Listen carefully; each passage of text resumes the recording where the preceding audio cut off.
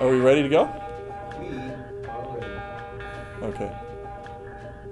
Hello, Guy Slaggy from Home Film School student. I wanted to welcome back Maggie Malone. We're going to talk a little bit about acting today. Maggie's done improv acting. She's also done acting for screen, and she's been an acting coach. So we're going to kind of cover some of these different things and things that she tells her students when they're asking her questions about, how do you get into acting? So tell me a little bit about your background, and then we'll jump right into what you're doing and how you tell your actors to what you tell your actors. Well, I started acting when I was about 5 or 6 or 7 at the local park. At the local park? At the local park At the district. local- Yes, not in the Okay. not in the toy box or sandbox. Is this improv already, or is this? No, this is not improv. Okay, so it was a class. It was a class. Okay, you took a class. Yes, Okay. and I actually performed in some plays, and I just really, that's all I've ever thought my whole life is I want to be an actor. So, but then there wasn't the opportunities there are today. There's so many opportunities today. Mhm.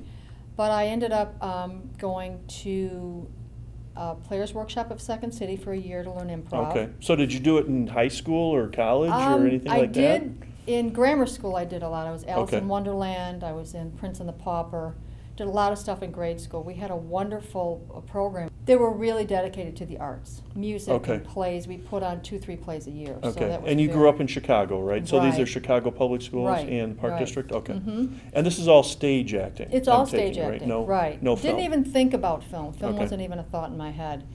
And then I had a mime group for 2 years, which was very interesting, very challenging. But it helped you to learn how to use your body as an actor. Okay. Very important. So And- tell me, before we move on, tell me a little bit about mime. I have never done mime. So give me some examples of what that does or what that helps you to do as an actress. Well- Talked a little bit about your body. So, Well, I think it gets you out of, well, obviously you're not saying anything, and I think you have to express yourself physically. mhm, The great mime Marcel Marceau mhm. he was the greatest, they say. And watching him is just, it's so emotional. Because when someone doesn't speak, Mhm. it draws you in. And the unspoken is far more powerful than the spoken. Mhm. Even Right. I tell my students that what you're not saying is far more important than what you're saying. The only reason we have words as an actor in a script is to uphold an emotion that you're feeling. Mhm. So it's far more important to tap into how do I feel right now? Instead of memorizing lines and memorizing lines, let's memorize how we feel, Mhm. and let's memorize what's going on. Okay. And that is so interesting to watch, and I think that was the beauty in mime, was that you had to bring across a concept and a whole story without saying anything, and it teaches you to use your body. I think that's my biggest challenge with my students is they don't know how to move physically. They're standing there and they may have some facial expressions, but they don't know how to incorporate their whole body, which is Okay. our biggest tool as an actor.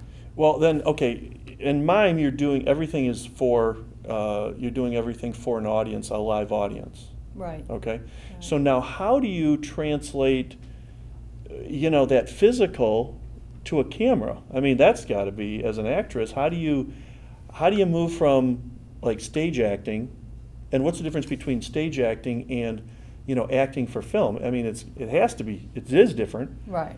From a director standpoint, it's much different. You have to be much smaller, but from an Yes. actor standpoint, what do you, how do you Well, teach that was the that? challenge because after we had an improv group for about 8 years, Mission Improbable, and that was great. We just did, it was all improv and, of course, scripted improv.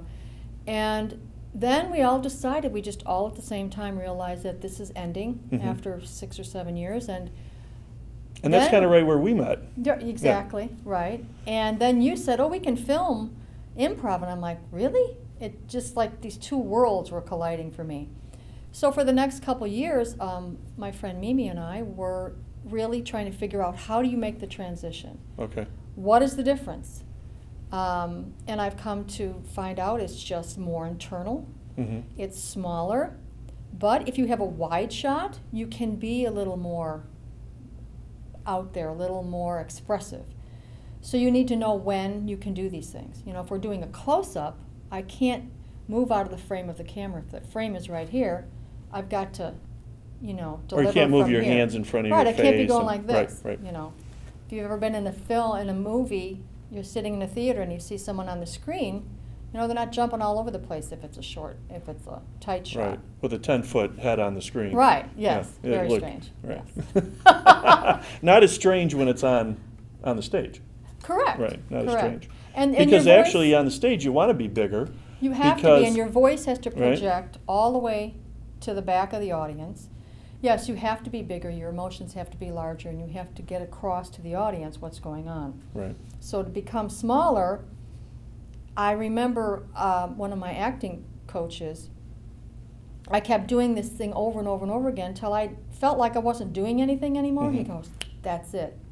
And I said, "I wasn't doing anything." He said, "Yes, you were." Mm. But I had brought it in so small, and it was so inside of me that it came out as a lot more believable than, you know, they say don't act with your face, you know, that's, leave that to the mimes, you know. Mhm. But we don't need to act with our face, it's all in your eyes. Everything happens in your eyes. And even with a headshot, which is basically just a picture of you, Mhm. that we need in the industry, what's going on in the eyes. It's different than a studio shot or a school picture where you're just like, Mhm. okay, there has to be something going on where you look at it and, okay, there's something going on there. Otherwise, they'll just throw them in the garbage. They get so many pictures, you know, so Right. you want to make it interesting. So now, okay, so we have some people probably that are watching that are like, you know, I want to be an actress, I want to be an actor. How do I do it? Do I need to go to school? Do I get an acting coach? How do you start this? And you were telling me a little bit earlier off the set, you're talking about, you know, what it takes to be an actress and an actor. I mean, I know there's a lot of rejection involved in that. Oh, yeah. So can you talk about that a little bit? Well, How do you're you start going to out? know if you have a proclivity for it. You're going to know if you are interested in something like that. Doesn't mean you're the class clown, because most actors are introverts. Mm. But something happens when they get on stage, and something happens when they create and perform. Definitely, classes are important, I think, to flush out what your strengths are. For me, I know that I'm I tend to be the lawyer, the doctor, you know, the prosecuting attorney, the judge. Those types of roles Mhm. come to me because I think I have, you know, I'm wired that way. Mhm. And I fought that at first. I'm You like, mean your "I don't wanna temperament do and it." your personality Yes, seems to fit that way. exactly. Okay. And I fought that for a long time, and I don't want to be pigeonholed. Why not? Mhm. If that's my strength, that's what I need to go for. And do you enjoy playing those roles? Oh, I do. Okay. Very much, yes. Yeah. But I like to, you know, one time I also played a homeless person. Okay. And I love that. I love just being able to just find what they would feel and what they'd be going through, and just for Okay. something different. But yes, take classes to find out, is this what I really want to do? Very important, no matter what your age. And then I think you need to evaluate, why am I doing this? You know, Mhm. of course, if you're younger, you have to talk to your parents, and you know they're probably going to tell you, no, you can be a doctor actor, you can be a Right. lawyer actor, but I don't know. About being an actor. Right? Yeah, it's hard sometimes. Is it hard in the industry? Is it hard? Well, it's to make it's a it very and- tough industry, as you know. It's a very tough Mhm. industry. It's a very small percentage of people. But the beauty of today is two Mhm. things.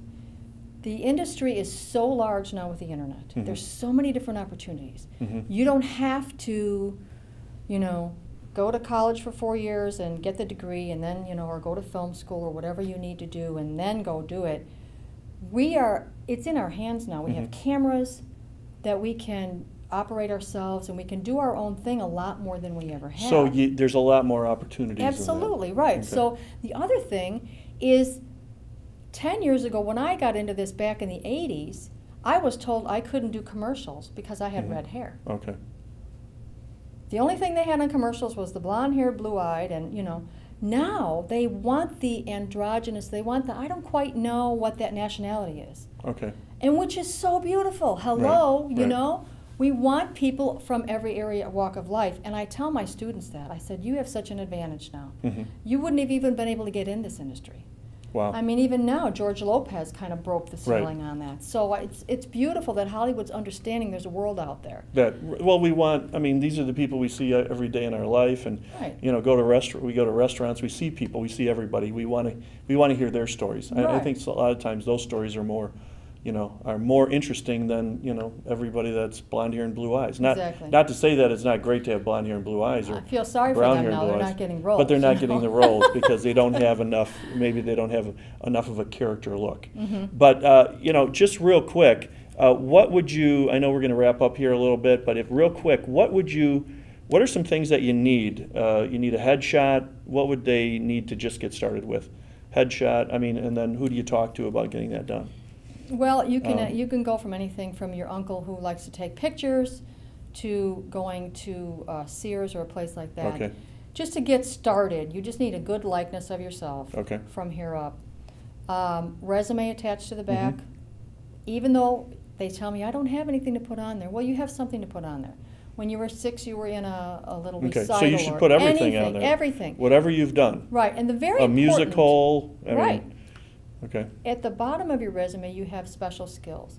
If you can juggle, play an instrument, Mhm. you can sing. Those are very important because what will happen is when you get an agent, they put that in their database. And when Okay. they're looking for someone who can ride a horse, there you There you are. are. See?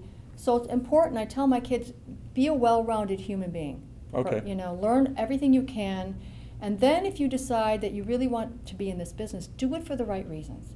Do it because you want to make a difference in the world. Do it because you want to change life. You want to change people's lives. But they all want to be stars and want to make $1 million or Right. make millions of dollars and be able to live in Hollywood and, you know, so forth. I mean, That's not a goal. That could be an outcome, but Uh-huh. it's not a goal. If your goal is to make money or to be famous, that doesn't really translate into real life. How about your goal is to be the best, you know, filmmaker you can be the best actor you can be. And Right. then if that comes as a bonus, then if not, you still love what you're doing. right. Right. You've got to love this craft Right. because of the rejection issue. And if this is what you really want to do, they told Bogart to find something else to do with his life. Right. Well, there you go. You know, so sometimes you can't listen to the critics. Exactly. Exactly. And other times you have to listen to the critics. Sometimes you have to have a because, reality yeah, check. you have to have a reality check because you Yeah. get delusional about how you think you're good or you're not, right? Right, And but so- it develops, and I see some students, I go immediately, I'm like, my gosh, this kid's destined for something. And other students, they just come along. Mm-hmm. And I think I know when I was taking mime, I mean, I was literally crying on the way to class because I felt so inadequate. I'm never going to get this. It's so physically demanding. Mhm. But I pushed myself to do it, and it really created in me just more character as a human Okay. being. And I think it develops you as a human being in ways that you wouldn't expect. So whether you end up with it or not, I think it's good life training to be creative, just to get into the creative arts and have some fun with it. It's lots And of that's fun. what it is. It's all Yes. about having fun with it. Yes, If you're it not is. having fun, then maybe you want to try something else. So, well, thanks again, Thank Maggie, you. for stopping by and being on Home Film School student. And we'll talk to you later.